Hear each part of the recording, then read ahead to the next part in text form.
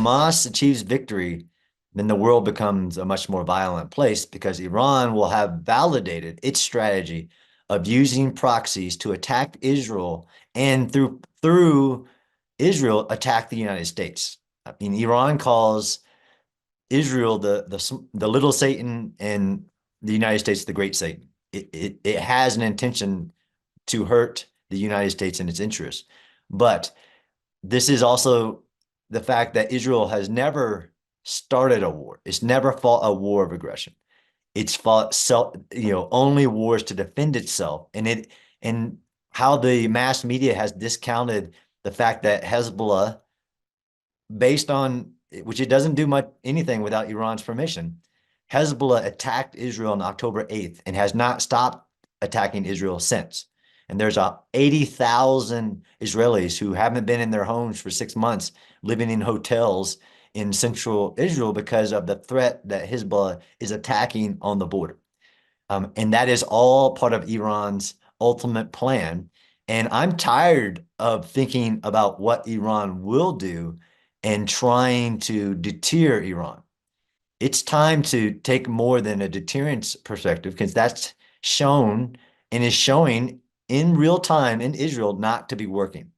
And again, the war in the north could end today if Hezbollah would stop attacking Israel and back up to the agreed UN Security Council resolution to back up to the Litani River and stop attacking. But this is about Iran, and this is really the future of the Middle East, and whether there's going to continue to be violence in the world, especially when you have actors like Iran whose intention is to cause this violence. This is Iran's strategy, and if something's not done directly to stop it, it will continue. More October 7th style attacks, more hostage taking, more rocket attacks, not just on Israel, but the US, to include their attacks through their proxies on US servicemen in Iraq and Syria. Clearly, what's been done up to this point is not working. I am not saying I'm for direct attacks on Iranian soil, but I'm saying that the strategy that's been used so far, by all reason, is not working. So something more has to be done to prevent Iran's strategy through the use of proxies, namely Hamas, Hezbollah, Houthis, and Shia-backed militias in Iraq and other places, has to be prevented and action taken to stop it, whether that's financially, economically, diplomatically.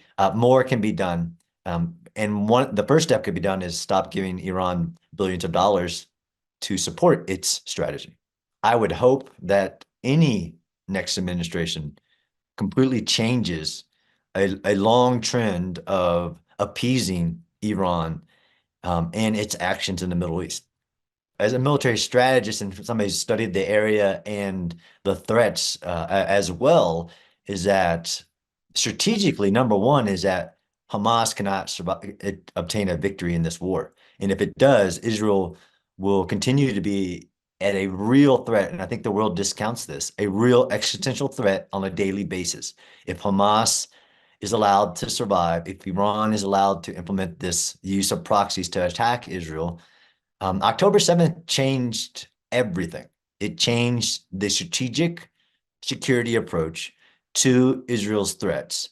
What that looks like after, I don't know. They call it the day after, but there can be no day after until the day after Hamas is destroyed and the hostages are returned home.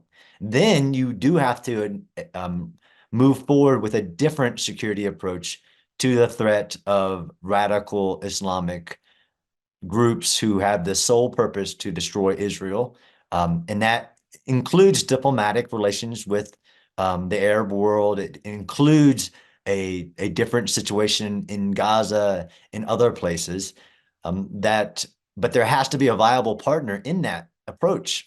This is again, the great lie that all the instability that Israel has is Israel's fault. And it's actually the opposite of, you shouldn't have to justify your existence to move forward in the world. everything before October 7th was hopeful. The Israel relationship with Egypt, Jordan, the moving forward of a stronger relationship with Saudi Arabia. There was a lot of hope there. What also gives me hope is the United States, despite even some of the political statements, has stood with Israel in its time of need. That gave me a lot of hope as an American. Israel has had to stand alone many times in its short history. It has been attacked by 5 nations at one time, and it has had to stand alone. And when the U.S. administration early in this war said Israel has had to stand alone, it never will have to stand alone again. That gave me a lot of hope as an American that the America will stand with Israel to defend itself and its right to exist. Unfortunately, we're not only in a world that Churchill talked about where a lie can travel the world before the truth puts its pants on. We're also in a world where the entire world is looking for anything negative in this war to paint Israel as somehow intentional in any action, despite the overwhelming truth that that's not what is happening. But the world not only wants that lie to spread, it grasps at anything that even would look like Israel is causing harm when it's actually, and then fails to mention anything that the enemy in the environment does. This war could end tomorrow. Hamas would give the hostages back. It could end tomorrow if Hamas unilaterally surrendered and de-armed and gave up its grand strategy to destroy Israel and to kill all the Jewish people.